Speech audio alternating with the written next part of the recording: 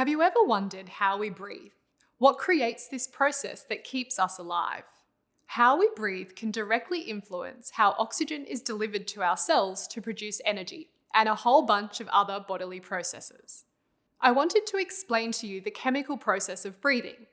First, we breathe air in, being oxygen, via the nostrils, which will enter the airways, which looks like an upside-down trunk of a tree. This tree then splits into two thick branches leading into the two lungs. These are known as the bronchi.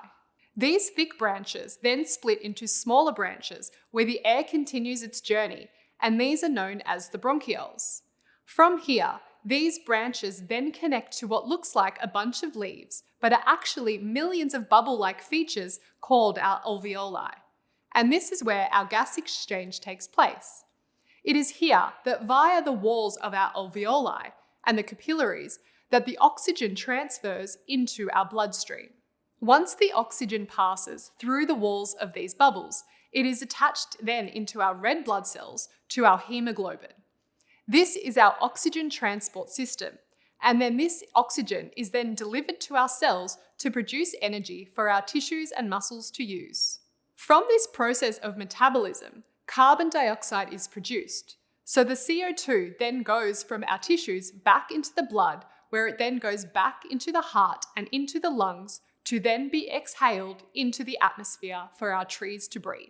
So in order for this to be very efficient, there is another system in our body that allows for this to take place. Because if you think about our lungs, they are these spongy bits of muscle, and they are over 75 meters squared if they are all spread out. But the lungs on their own don't do much. It's the structure and function of our skeletal muscles that allows this function to take place. So in order for our body to create a sufficient vacuum, to pull the oxygen into our bodies, for it then to be transferred into our bloodstream, to be delivered to our cells to produce the energy that we need to stay alive, we must have strong breathing muscles in order for this to happen. The main muscles to consider is the diaphragm, intercostal muscles, and the core muscles. So let's talk about our diaphragm. Your diaphragm is located beneath your lungs and separates your chest cavity from your lower half, known as the thoracic cavity. The diaphragm is a parachute-like muscle. This is by far my most favorite muscle of the body. Its main job is to help us to breathe. A message is sent to your brain when you need to breathe, and then your diaphragm flattens and moves downward. As your diaphragm moves downward, it changes the pressure in the lungs and creates a vacuum, which allows the air to be sucked in to the lower part of the lungs. On the inhale, our diaphragm causes our ribs to be pushed outward, causing movement forward, outward, and back, creating a horizontal expansion to provide space for the lungs to expand. I like to refer to this as three-dimensional breathing. So this is what is meant to happen. However, due to the increased amount of time we spend sitting, poor posture, and stress as humans, we have become habitual chest breathers. I want you to visualize where your diaphragm is. Place your fingers where your ribs are and where they join, and then slowly start to hook up underneath your rib cage and follow it all around to your lower back. This is where your diaphragm lives. Now imagine this. This is your diaphragm. Your fingers are interlinked, and as you inhale, the diaphragm flattens and then it pushes your ribs out via the help of the external intercostal muscles. And as you exhale, the diaphragm passively moves up and returns to its resting state. If your thoracic is tight and your intercostal muscles are tight, it can be very hard to allow this to happen. So it's important for our diaphragm to be strong and to be able to efficiently pull air in and push air out. You might have heard the terminology, breathe into your belly, or belly breathing. Have you ever stopped to think, what does that actually mean? We aren't actually breathing into our belly. What we are doing is we are trying to use our diaphragm. One of the main benefits of using diaphragmatic breathing is its activation and toning of your vagus nerve. Our vagus nerve is the nerve that is responsible for activating that rest and digest nervous system, also known as the parasympathetic nervous system or the peace system. When we breathe into our chest and we shallow breathe, we aren't massaging it and means that the nerve becomes weak and untoned. By improving our breathing function and incorporating breathwork into our lives, then the vagus nerve becomes stronger and it gives people the ability to self-regulate. When the vagus nerve is activated, it sends a neurotransmitter called acetylcholine that tells the heart to slow down. So breathing slow and using your diaphragm efficiently, it means it will help to influence your overall baseline state. Breathing using your diaphragm efficiently also helps with rib flexibility. When you work on expanding your thoracic spine and stretching out the intercostal muscles, you can get an optimal breath. Tight ribs and spine means that we can't get an efficient diaphragmatic breath. Diaphragm breathing helps with better posture. When we are shallow breathing or chest breathing, then this can lead to poor posture and head forward position, which affects blood flow to the brain and also reduces lung capacity.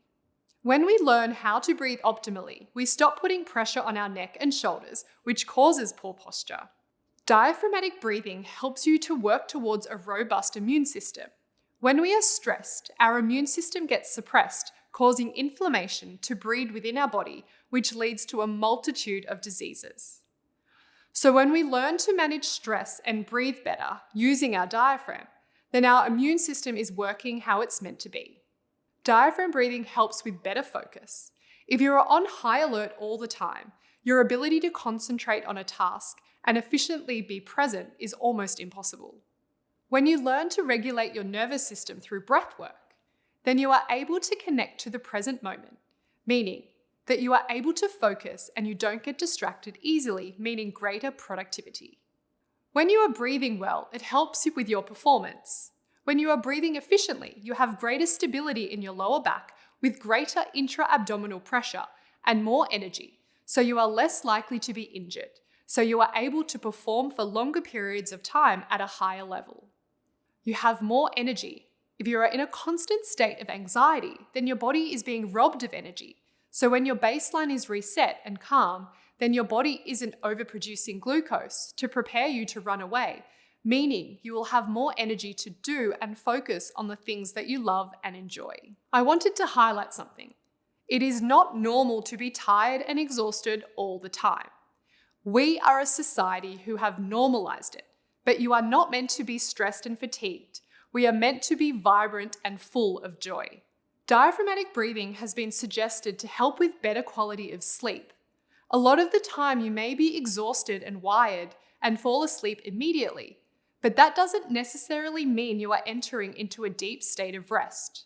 Your nervous system may still be upregulated, meaning that you are not repairing, healing, and rejuvenating like you are meant to be. A good way to ensure that you are entering into a state of recovery in your sleep is to practice cadence breathing before bed. Start with as little as 5 minutes in the evening lying down and breathing through your diaphragm, inhaling through your nose to a count of 4 and exhaling through your nose to a count of 6. You can even do this in bed as you are falling asleep.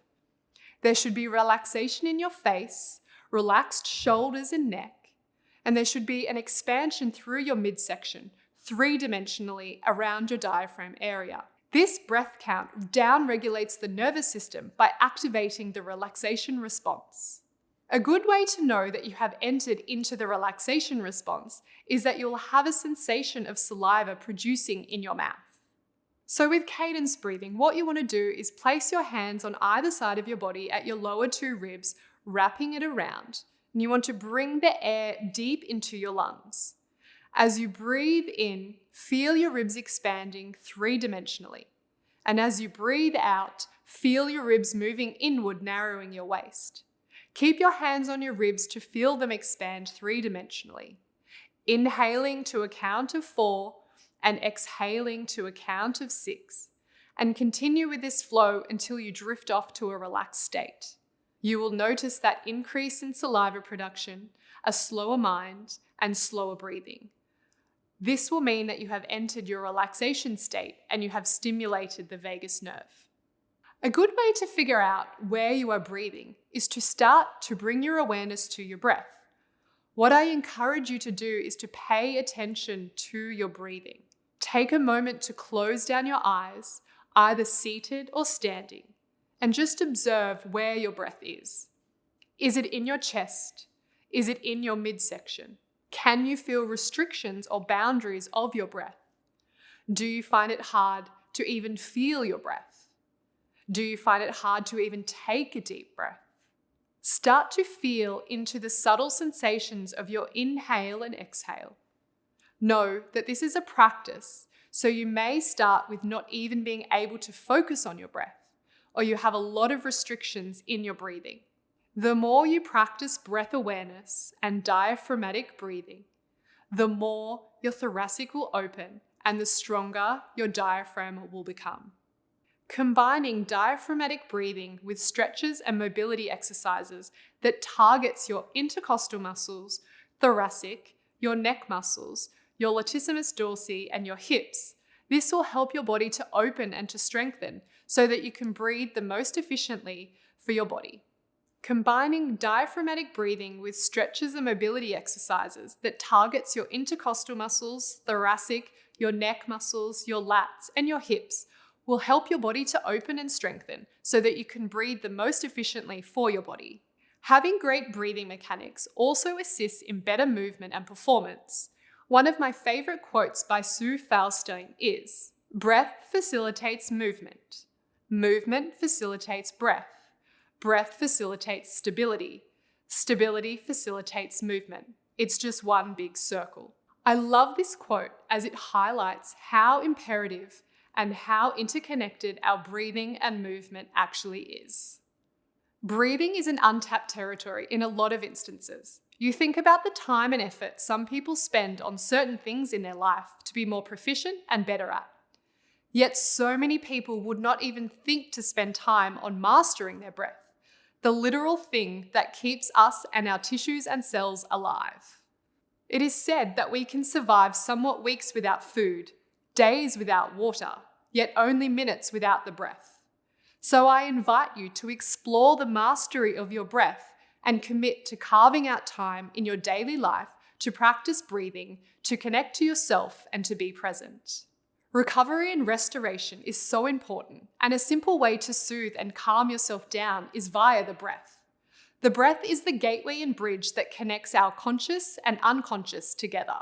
Yes, it is a process that our body cleverly does on its own, without us even thinking about it. But we can consciously slow it down, which can immediately alter our being and state. It's time to reach a new potential in mind, body, and soul and connect back to the breath, the elixir for life.